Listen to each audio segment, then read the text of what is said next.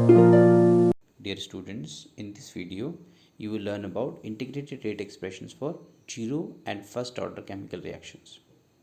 You will also study about half-life period of chemical reactions.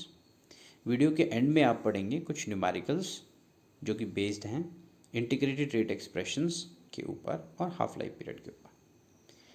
बच्चों, integrated rate expression हमें मिलते हैं rate equations को इंटीग्रेट करके। याद रखिए कि इंस्टेंटेनियस रेट जो है उसे ग्राफिकली पता कर पाना इतना आसान नहीं है, और इसे कैसे पता करते हैं वो हम पढ़ चुके हैं एक वीडियो में। क्योंकि इसे पता कर पाना इतना आसान नहीं है, इसीलिए रेट लॉ और ऑर्डर ऑफ द रिएक्शन को ग्राफिकली फाइंड करना थोड़ा सा मुश्किल होता है। इसको ध्यान में रखते हुए हम क्या करते हैं कि जो रेट इक्वेशन है उनको इंटीग्रेट करते हैं और फिर हमें मिलती है integrated rate expressions. Integrated rate expressions होती हैं बच्चों रिलेशनशिप्स किसके बीच में? डायरेक्टली मेजर्ड एक्सपेरिमेंटल क्वांटिटीज़ जैसे कॉन्सेंट्रेशंस एट डिफरेंट टाइम्स और रेट कांस्टेंट के बीच में। यानी इनसे आप रेट कांस्टेंट पता कर सकते हैं, इवन कॉन्सेंट्रेशंस पता कर सकते हैं corresponding to a particular time and a particular order of reaction. Even time पता कर सकते हैं corresponding to a particular concentration and a particular order of the reaction.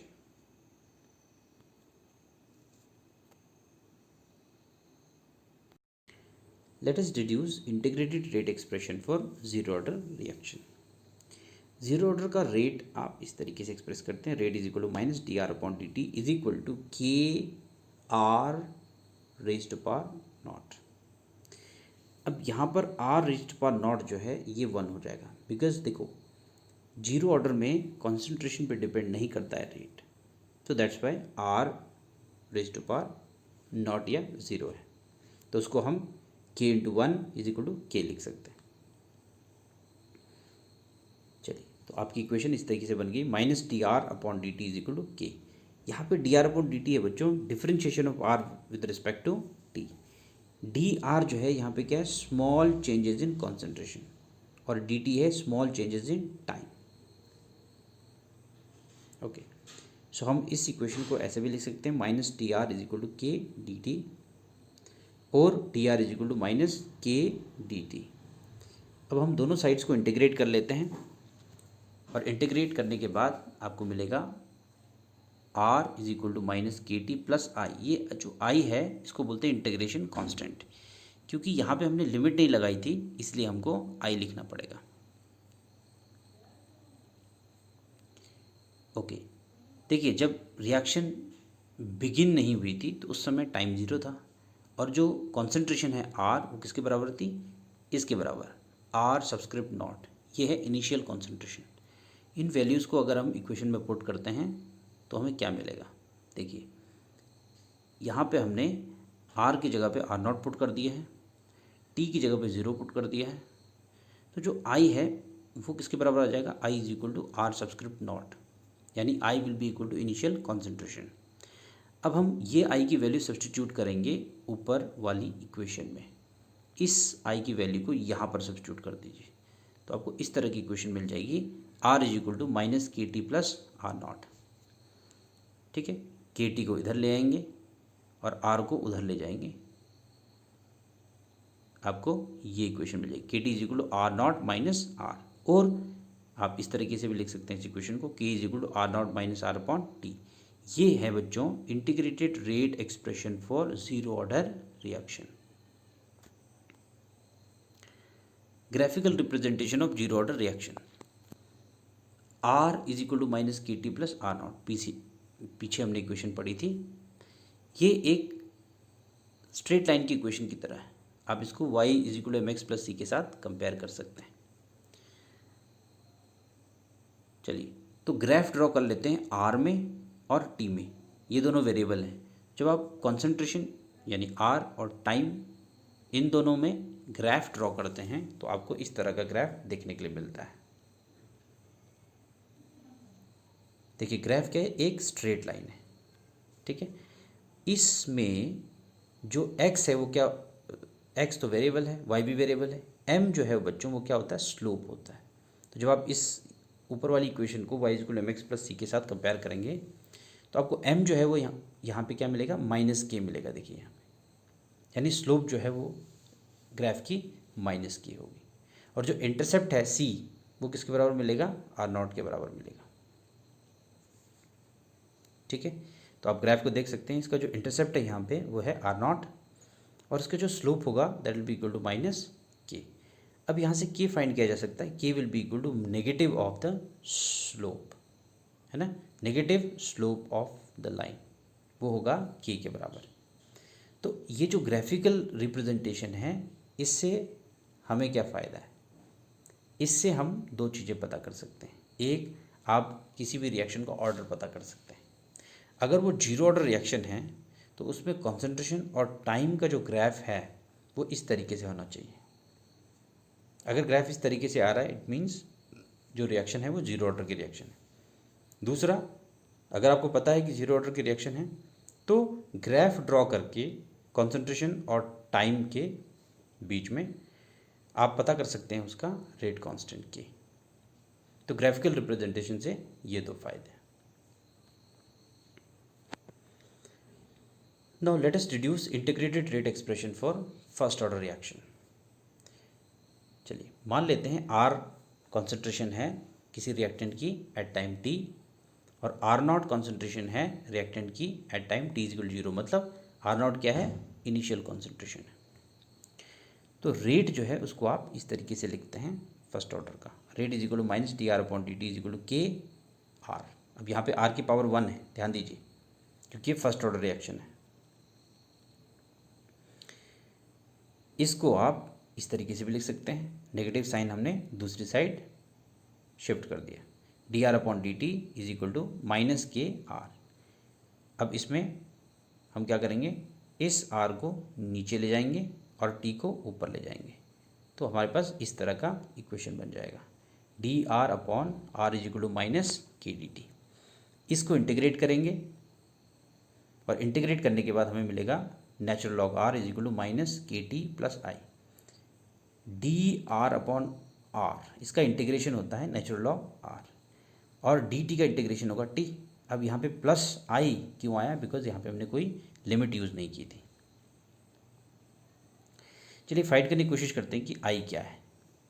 तो अगर हम t is equal to 0 time लेते हैं, यानी बिगिनिंग में जब रिएक्शन स्टार्ट भी नहीं हुई थी, तो जो कॉन्सेंट्रेशन होगी वो इक्वल टू होगी इनिशियल कॉन्सेंट्रेशन की। सो देयरफॉर आर को हम R0 लिख सकते हैं at time t is equal to 0। तो इन दोनों को जब हम पुट करेंगे इस इक्वेशन में पुट करते हैं तो हमें क्या मिलता है, देखिए r की जगह R0 लिख दिया, t की जगह 0 लिख दिया, तो i जो है ये देखिए नीचे will be equal to natural log R0। अब इस वैल्यू को i की हम पुट करेंगे ऊपर वाली इक्वेशन में, तो हमें इस तरह का एक्सप्रेशन मिल जाएगा, इस तरह की इक्वेशन मिल जाएगी। अब देखिए इसमें हम के को उधर ले आते हैं और लॉग r को उधर ले जाते हैं, तो इस तरह का आपको इक्वेशन मिलेगी। फिर log m minus log n का फॉर्मूला होता है लॉग m/n, वो फॉर्मूला यहाँ पे लगा दिया, तो ये बन गया नेचुरल लॉग R0/r। सो के टी इज इक्वल टू हो गया नेचुरल लॉग R0/r। अब नेचुरल लॉग को लॉग बेस 10 में कन्वर्ट इस तरीके से करते हैं, 2.303 लॉग बेस 10।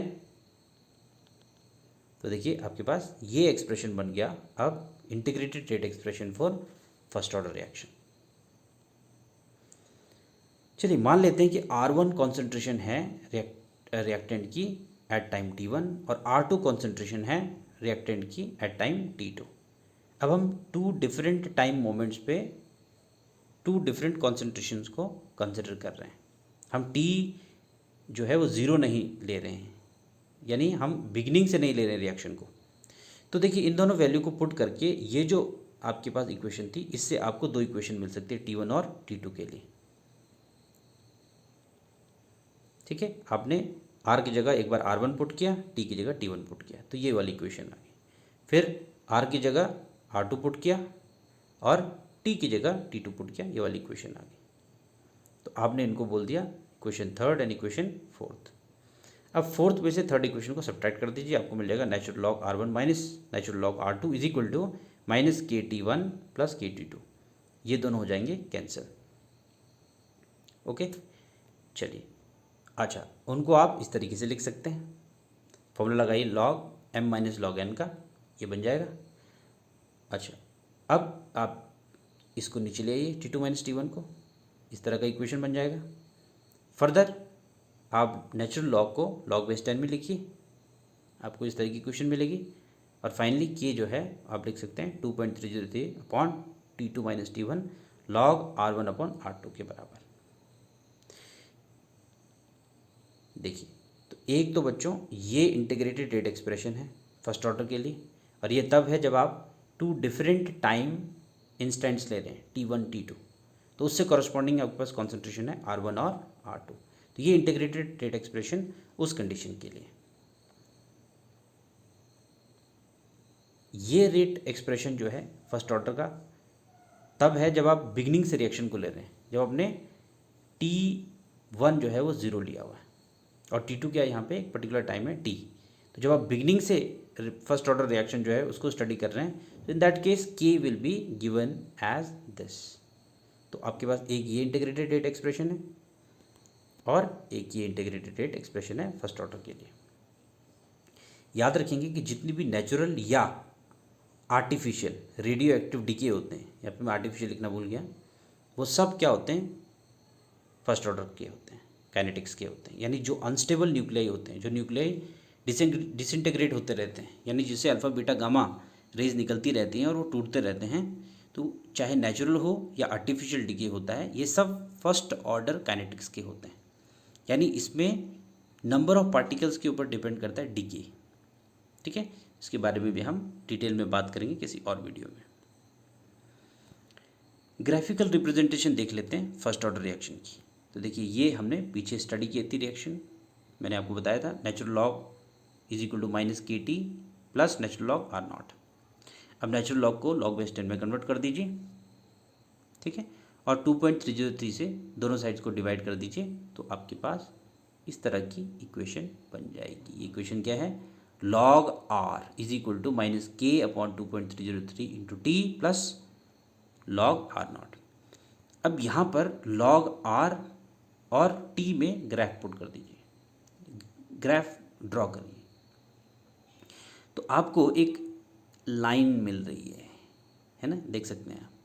अच्छा, ये आपको क्यों मिली, क्योंकि ये जो इक्वेशन थी वो y is equal to mx plus c type की है, लीनियर इक्वेशन टाइप की, एक लाइन की इक्वेशन है जिसमें y क्या है, log R है, एक वेरिएबल है, और t भी एक वेरिएबल है जो कि क्या है, x है। तो जो m है वो किसके बराबर होगा, m will be minus K upon 2.303, जो कि होगा स्लोप ऑफ दिस ग्राफ, और जो c है intercept, that will B this thing log R0। ठीक है, चलिए, तो एक तो ग्राफिकल रिप्रेजेंटेशन ये है जीरो ऑर्डर रिएक्शन की। दूसरी ग्राफिकल रिप्रेजेंटेशन ये हो सकती है बच्चों जो नीचे बताई गई। यहाँ पे हमने इस इक्वेशन का यूज़ किया, ये भी आपने पीछे पढ़ी है, K is equal 2.303T log R0 upon R। इसको आप इस तरीके से भी लिख सकते हैं, आपने T और 2.303 को दूसरी साइड शिफ्ट कर दिया, तो log R0 upon R is equal to KT upon 2.303। इसको y is equal to mx plus c के साथ कंपेयर करेंगे, तो यहाँ पे c जो है वो आपको मिलेगा 0 के बराबर, क्योंकि वहाँ पे c नहीं है। तो जब c 0 के बराबर होगा, इसका मतलब ग्राफ जो है वो बिगिन हो रहा है कहाँ से, ओरिजिन से बिगिन हो रहा है, क्योंकि इंटरसेप्ट नहीं है वहाँ पे। तो ग्राफ आपको इस तरीके से मिलेगा, ठीक है, इस तरीके से मिलेगा। इसका जो स्लोप है देख लीजिए यहाँ पे, K अपॉन 2.303 इसका स्लोप होगा, इंटरसेप्ट इसमें नहीं होगा। तो ये ग्राफ किस में है, log R0 अपॉन R और टाइम के बीच में ग्राफ है। अच्छा, फिर बात कर लेते फ़ायदा क्या है इन ग्राफ्स का। तो ग्राफ्स का फ़ायदा क्या है बच्चों, कि अगर आप किसी रिएक्शन के लिए log R और T में ग्राफ प्लॉट करते हैं और इस तरह का ग्राफ मिल गया, इसका मतलब वो फर्स्ट ऑर्डर रिएक्शन है। दूसरा, अगर log R0 अपॉन R और T में ग्राफ प्लॉट किया और इस तरह का ग्राफ मिला, इसका मतलब फर्स्ट ऑर्डर रिएक्शन। दूसरी ऑर्डर ऑफ रिएक्शंस के लिए ग्राफ इस तरह के नहीं बनेंगे। दूसरा एडवांटेज या फ़ायदा क्या है, आप यहाँ से K निकाल सकते हैं। देखिए, इस वाले में ग्राफ में स्लोप क्या है, माइनस K अपॉन 2.303। तो के कैसे निकलेगा, के विल बी इक्वल टू, कैसे निकालेंगे, K will be equal to slope है ना इनटू नेगेटिव स्लोप इनटू 2.303 से मल्टीप्लाई कर दीजिए तो के निकल जाएगा। सिमिलरली यहाँ नीचे वाले ग्राफ में के किसके बराबर होगा, स्लोप इंटू 2.303। तो या इन दोनों ग्राफ से आप निकाल सकते हैं rate constant for first order chemical reaction. Integrated rate equation for a typical first order gas phase reaction. अब हम इंटीग्रेटेड रेट एक्सप्रेशन निकाल रहे हैं फर्स्ट ऑर्डर के लिए ऐसी रिएक्शन का जिसमें रिएक्टेंट्स एंड प्रोडक्ट्स सभी क्या है, गैसेज हैं। मान लेते हैं पी आई जो है इनिशियल प्रेशर है ए का।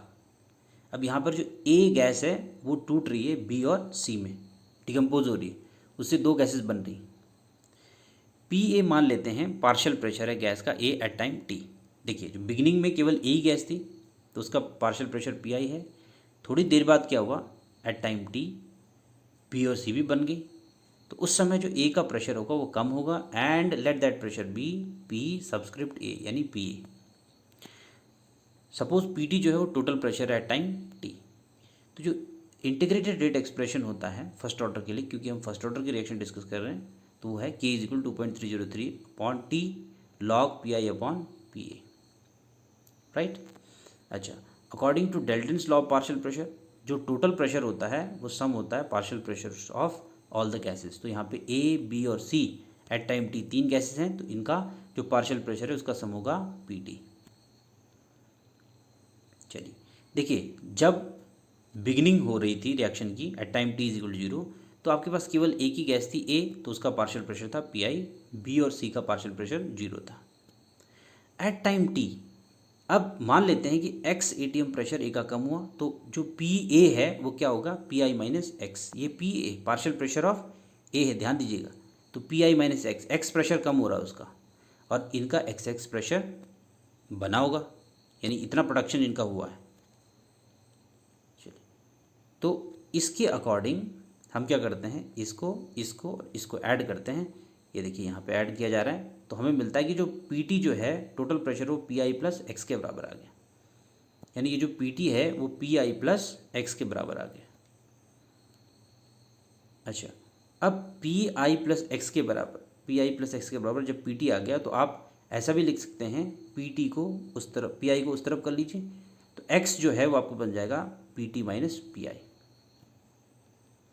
ओके, अब जो पार्शियल प्रेशर है, ये है पार्शियल प्रेशर ऑफ ए, ये है पी आई माइनस एक्स। अब एक्स की जगह वो वैल्यू पुट कर दीजिए ऊपर से, तो ये हो जाएगा P I minus P T minus P I, minus minus plus हो जाएगा, तो ये आप इस तरह से लिख सकते हैं 2 P I minus P T. अब पार्शियल प्रेशर ऑफ ए जो है वो आपको मिल गया 2 P I minus P T के बराबर, ये पार्शियल प्रेशर ऑफ ए।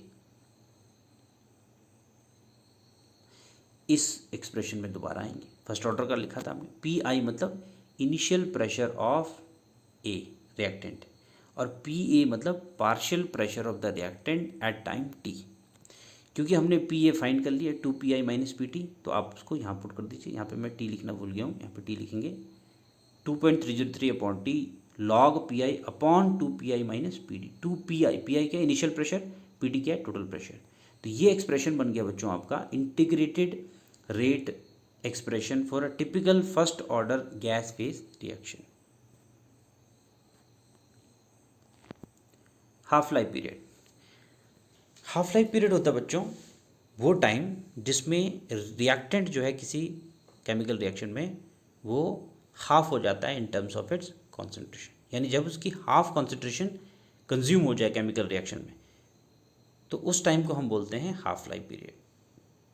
चलिए, हाफ लाइफ पीरियड के लिए एक्सप्रेशंस डिड्यूस करते हैं। Let's start with zero order reaction. तो जीरो ऑर्डर रिएक्शन के लिए इंटीग्रेटेड रेट एक्सप्रेशन होता है K is equal to R naught minus R upon T. तो जब टी हाफ होगा, टी 1/2 होगा, मतलब जब टाइम हाफ लाइफ पीरियड होगा, तो जो कॉन्सेंट्रेशन होगी that will be exactly half of the initial concentration. तो इनिशियल कॉन्सेंट्रेशन है R naught upon two, R naught है इनिशियल कॉन्सेंट्रेशन, तो आर जो है वो हो जाएगा आर नॉट अपॉन टू। तो इस वैल्यू को हम पुट करेंगे जीरो ऑर्डर की इस इंटीग्रेटेड रेट एक्सप्रेशन में। तो यहाँ पे हमने पुट किया इसको थोड़ा सा सिंप्लीफाई करेंगे, आपको मिलेगा k is equal to R naught upon two k t 1/2 और ये टी सब्सक्रिप्ट 1/2 जो है this is half life period, इससे हम हाफ लाइफ पीरियड को डिनोट कर रहे हैं। तो किसके बराबर हो गया, R0/K के बराबर हो गया। तो हमने इसको थोड़ा सा सिंप्लीफाई करके, है ना, इस इक्वेशन को बनाया कि R0/2K T1/2 और फिर T1/2 आपके पास आ गया R0/K।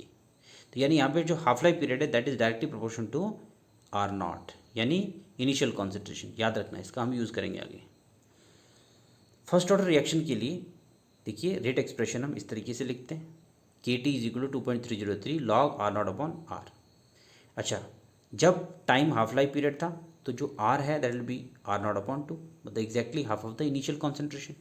उसको पुट करेंगे यहाँ पे, R0 कैंसिल हो जाएगा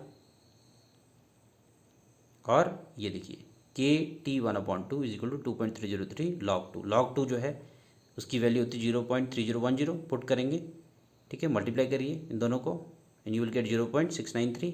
K को नीचे ले आइए तो हाफ लाइफ पीरियड मिल गया फर्स्ट ऑर्डर रिएक्शन के लिए 0.693/K। तो ध्यान से देखिए यहाँ पे कॉन्सेंट्रेशन नहीं है, इसका मतलब हाफ लाइफ पीरियड जो है कॉन्सेंट्रेशन की 0 पावर के ऊपर डिपेंड, मतलब कॉन्सेंट्रेशन के ऊपर डिपेंड ही नहीं कर रहा है। तो it will be directly proportional to R0⁻0। Second order आपके सिलेबस में तो नहीं है, लेकिन फिर भी डिस्कस कर लेते हैं। सेकेंड ऑर्डर के लिए जो इंटीग्रेटेड रेट एक्सप्रेशन होता है बच्चों, वो होता है KT = 1/R - 1/R0। अब T = T1/2 अगर है तो R होगा R0/2, 2 लिखना मैं भूल गया यहाँ पे, ठीक है।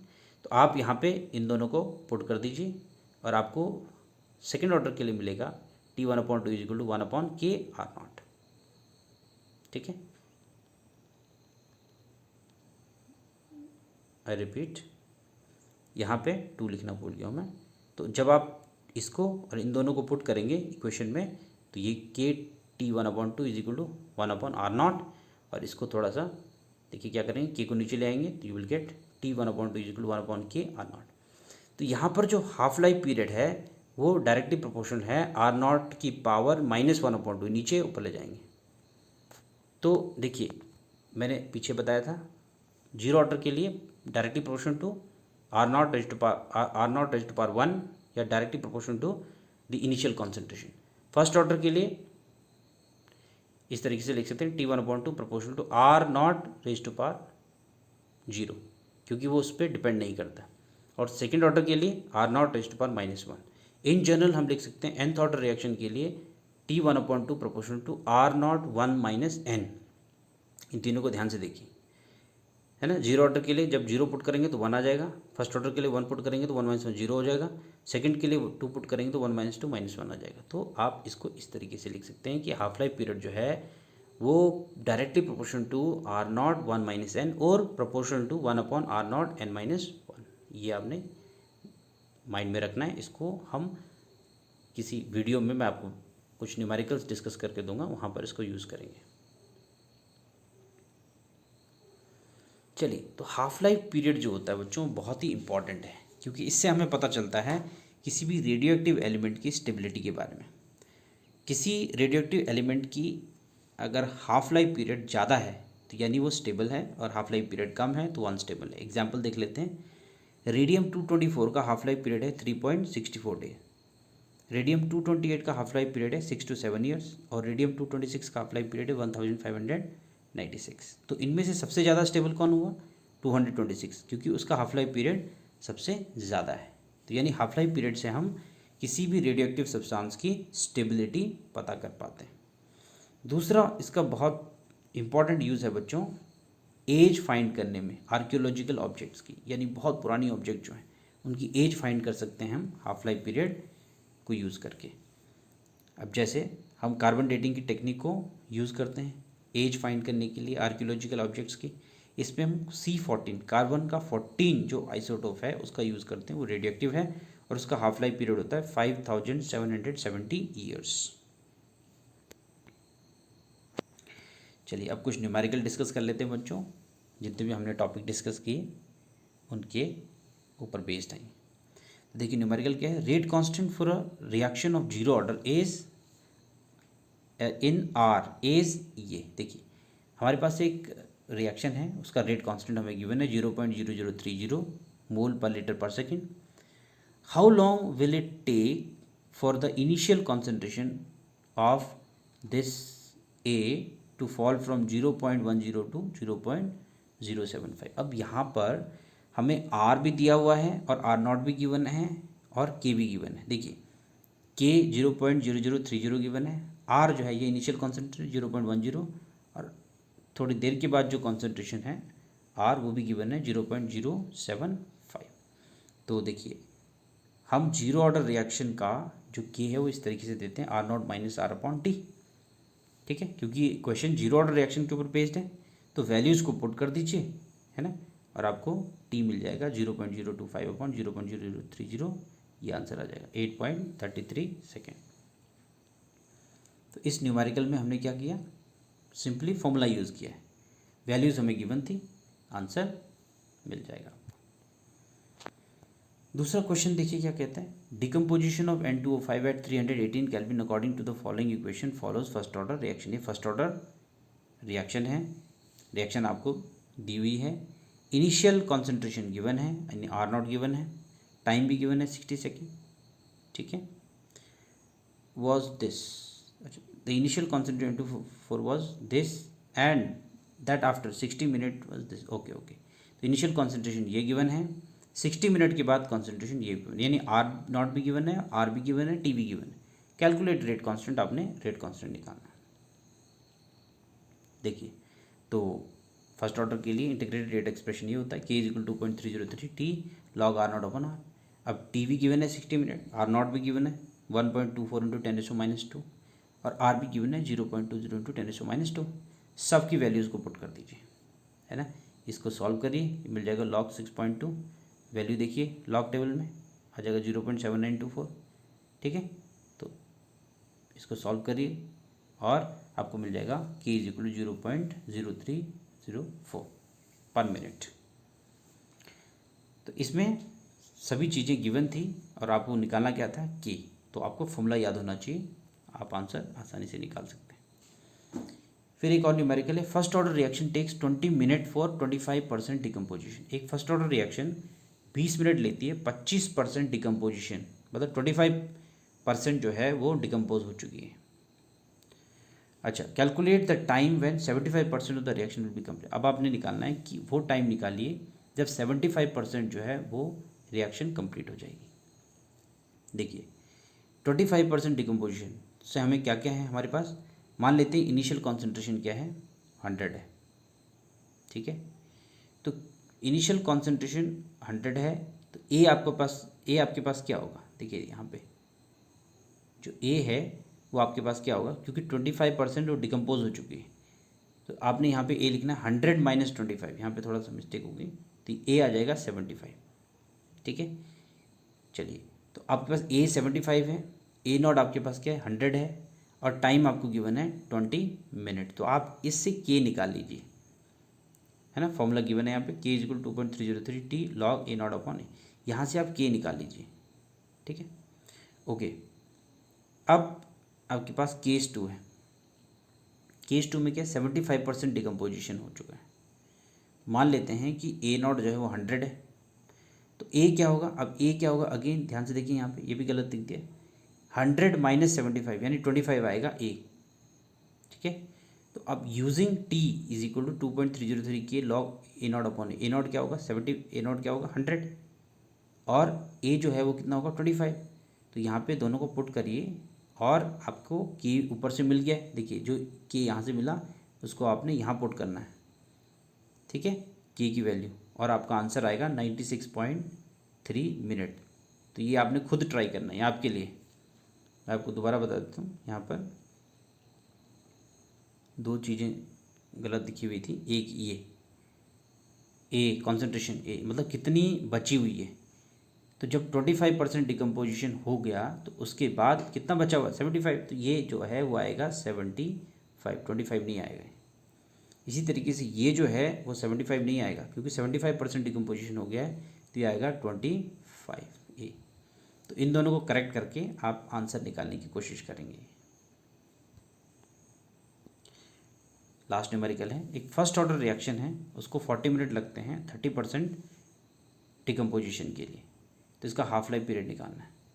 मान लेते हैं कि इनिशियल कॉन्सेंट्रेशन x है, 30% डिकम्पोजिशन हुआ, तो 30% डिकम्पोजिशन का मतलब क्या है, इनिशियल कॉन्सेंट्रेशन अगर हम x मानते हैं तो x का 30% सब्ट्रैक्ट करेंगे आप तो आ जाएगा 7x/10। ठीक है, टाइम 40 मिनट में ऐसा हुआ, तो देखिए R0 और R की वैल्यू पुट कर दीजिए इसमें, ठीक है, और t की जगह t की वैल्यू पुट कर दीजिए 40। फॉर्मूला यूज़ करिए फर्स्ट ऑर्डर काइनेटिक्स वाला, तो log 10/7 यहाँ पे हो गया।